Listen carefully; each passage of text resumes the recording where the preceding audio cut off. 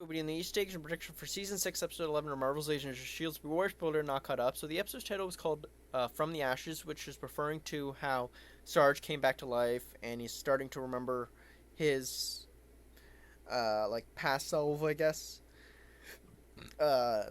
Sarge's, or Coulson's persona or whatever. So yeah, I'll be dealing with the Lighthouse stuff first. We catch up with Daisy and Piper.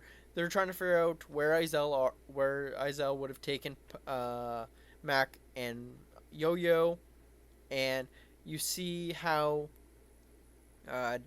Piper's dealing with Davis's death in a really quick scene where she says, "How are we supposed to stop Izel or whatever?" Or and then she goes on to say, uh, sh- or have Izel just overpower us again.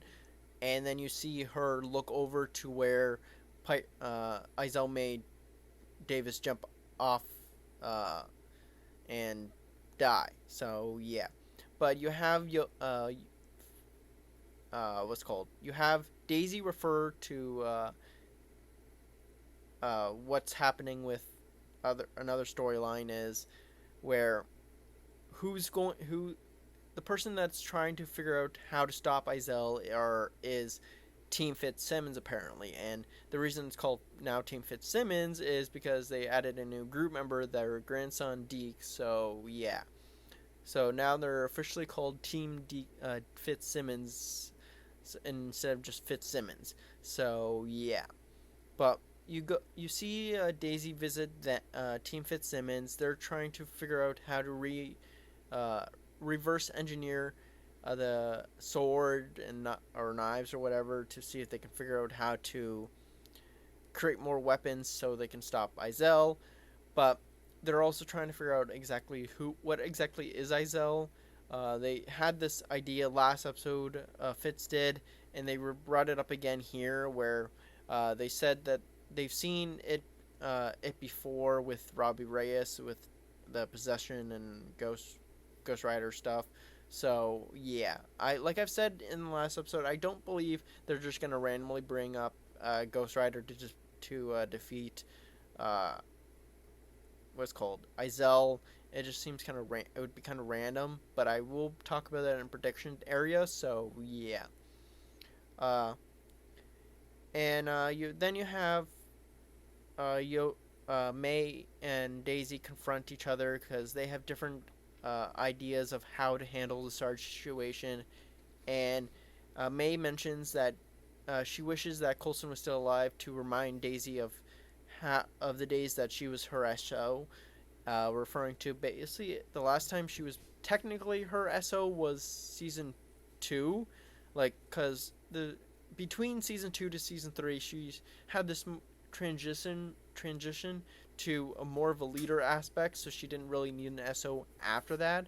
So I'm assuming she just is referring to it from until the end of season 2. So yeah, but you go see Daisy confront Sarge, and there's not many references or Easter eggs I I want to really talk about here. It's just one little thing that they made a callback to a previous episode here is when and it was in from episode 7, Told You, I believe it was, where when Sarge was captured by May, you had like a confrontation with Daisy and Sarge there, and Daisy Sarge outright says, "Does she have daddy issues or something along those lines?"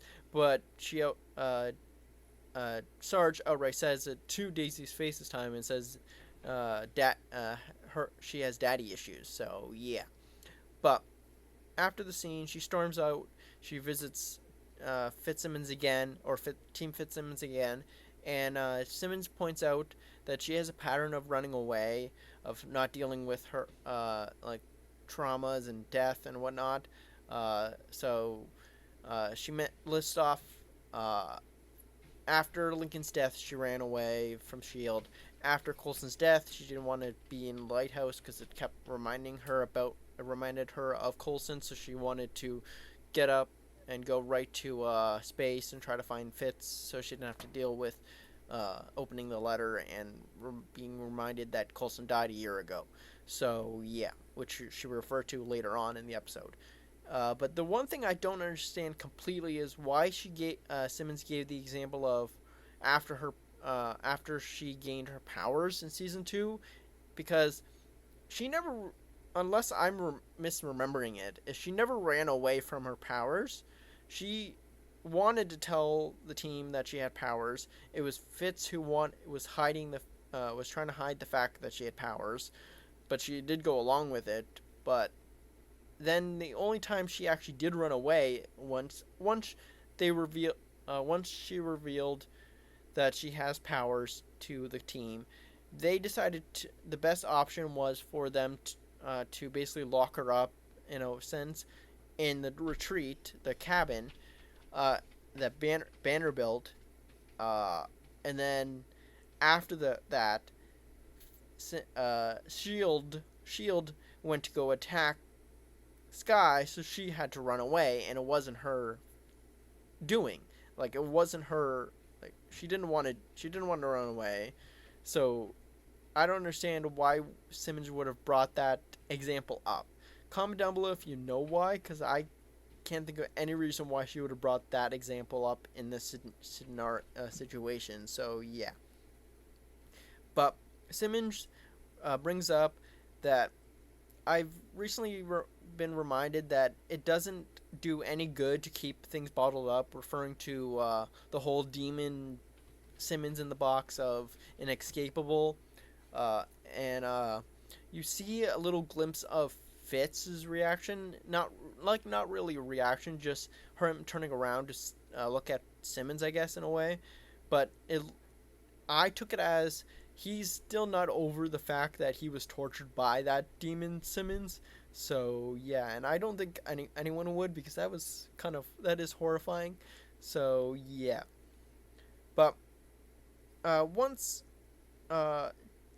Daisy leaves that scene, she ends up going to read the letter from Coulson after a year of not reading it, and I do like how Agents of Shield subverts your expectations, because in this scene, normally movies and TV shows, if you're reading a letter, they have the voiceover or whatever, but to have no voiceover of Coulson not reading whatever is in the letter, I kind of liked that they did that in a sense.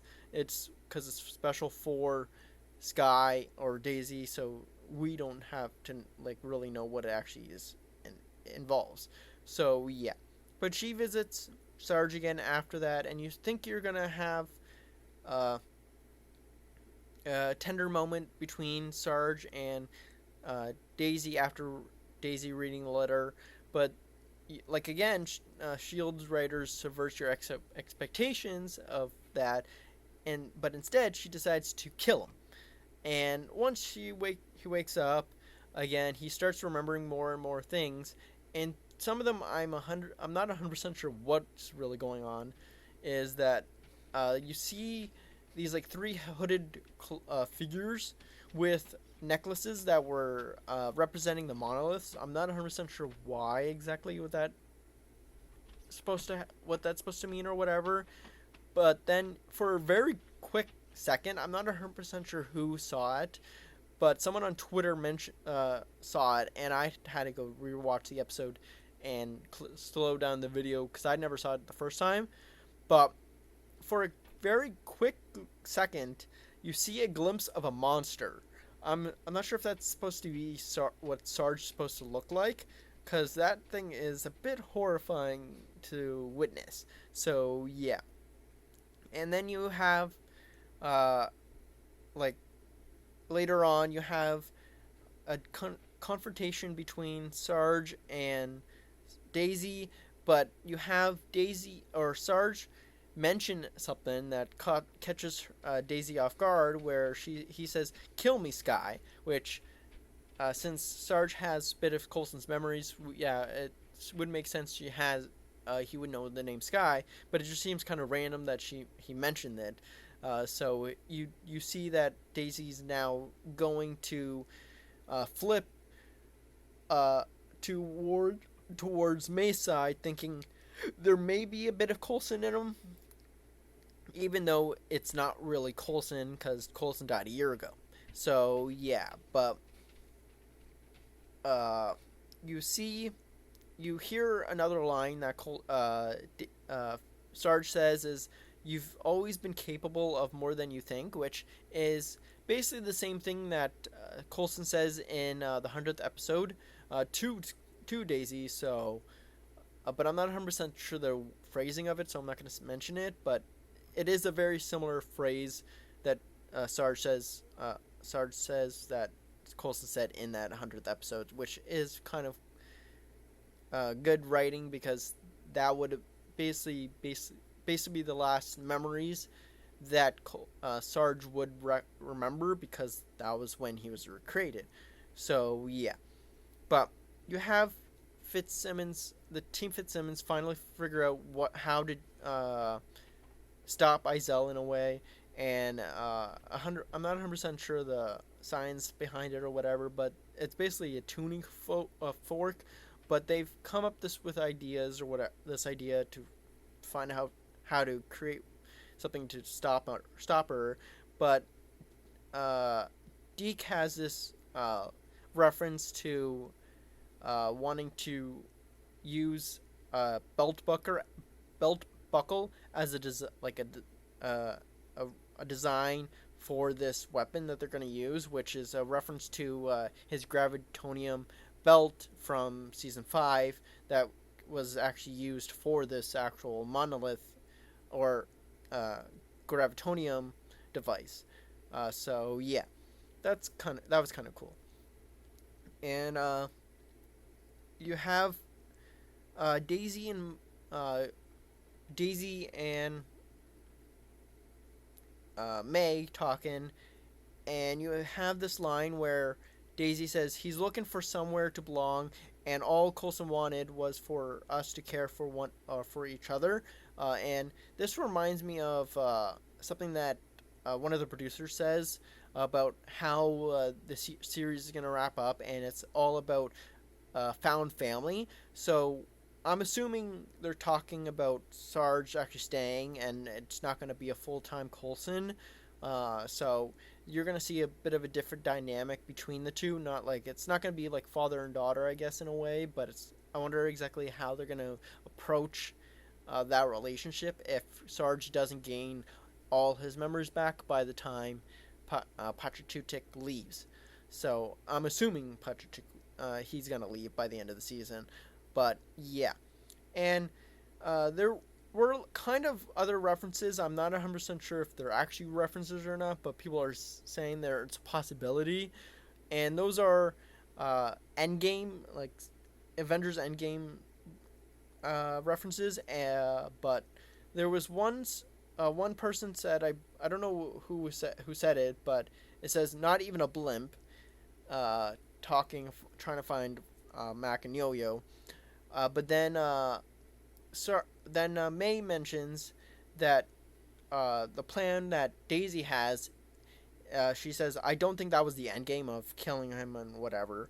So it's a possibility that was references to the MCU like that, but not actually references because at this point they technically, I believe they said this it Endgame hasn't happened yet. So yeah. So I know, uh, I know. I've done a lot of these before. A lot of these previous episodes before, videos before. This is going to be a two-parter, and the second part is just going to be focusing on Zephyr 1 and Izel and all that kind of stuff. So comment down below if I missed any research or references. See ya.